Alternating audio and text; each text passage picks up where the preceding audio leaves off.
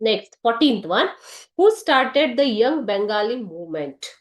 The Young Bengali movement was started by Henry Louis Vivian de Rosillo in 1809 to 1831. Okay, during this period, the Young Bengali movement was started by Henry Louis Vivian de Rosillo.